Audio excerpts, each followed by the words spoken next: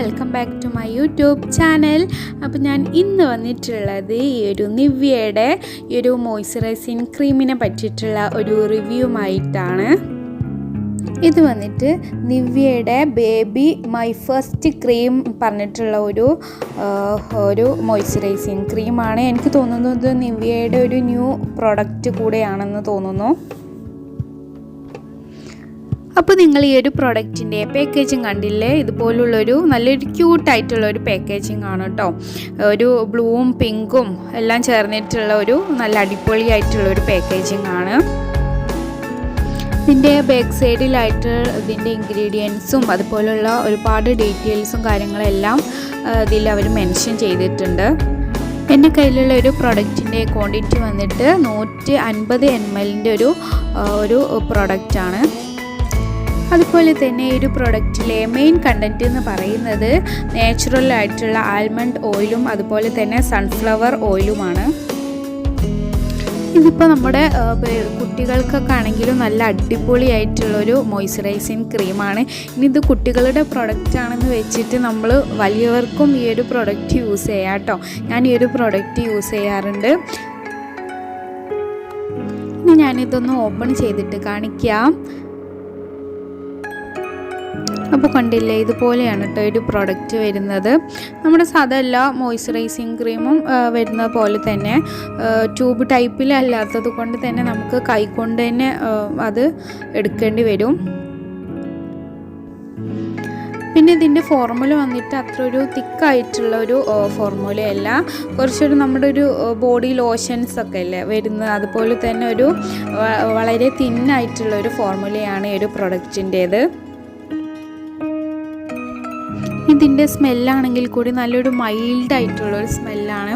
അങ്ങനെ നമ്മൾ ചില മോയ്സ്ചറൈസറൊക്കെ കണ്ടിട്ടുണ്ടാകും, നല്ല ഒരുപാട് സ്മെല്ലുണ്ടായിട്ട് നമ്മുടെ മൂക്കിലേക്കൊക്കെ അങ്ങനെ കയറുന്ന തരത്തിലുള്ളൊരു സ്മെല്ലുകൾ ഉണ്ടാവും. പക്ഷേ ഇതൊരു നല്ലൊരു മൈൽഡായിട്ടുള്ള ഒരു സ്മെല്ലാണ് ഈ ഒരു പ്രോഡക്റ്റിൻ്റെ. ഇതിൽ എനിക്ക് ഏറ്റവും ഇഷ്ടപ്പെട്ടിട്ടുള്ള ഒരു കാര്യം എന്ന് പറയുന്നത് ഇതിൽ കൂടുതലായിട്ടും നാച്ചുറലായിട്ടുള്ള ഇൻഗ്രീഡിയൻസ് ആണ് ചേർത്തിട്ടുള്ളത്.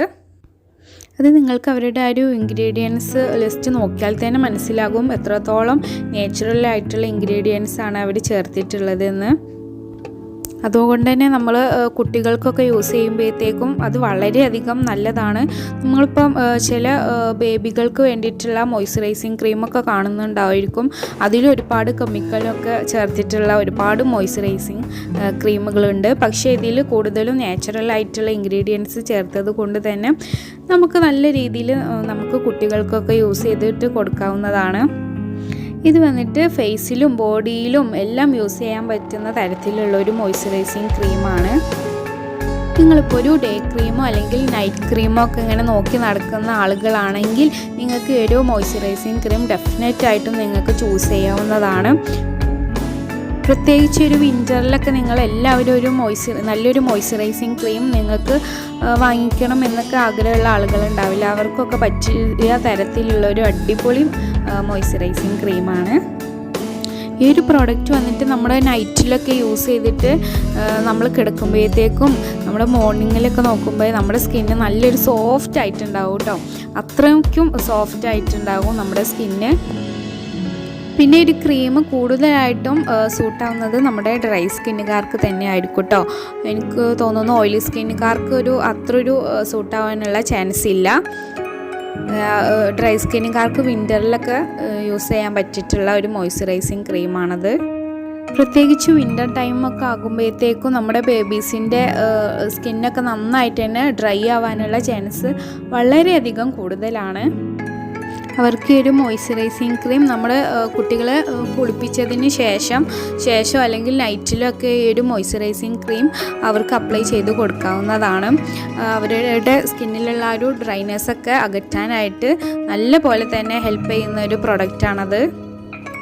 ഓക്കെ, അപ്പോൾ പിന്നെന്താ, അപ്പോൾ ഇത്രക്കുള്ള ഇന്നത്തെ എൻ്റെ ഒരു വീഡിയോ നിങ്ങൾക്ക് എല്ലാവർക്കും ഇഷ്ടമായിട്ടുണ്ടെങ്കിൽ തീർച്ചയായിട്ടും ലൈക്ക് ചെയ്യാനും ഷെയർ ചെയ്യാനും അതുപോലെ തന്നെ സബ്സ്ക്രൈബ് ചെയ്യാനും മറക്കരുത്.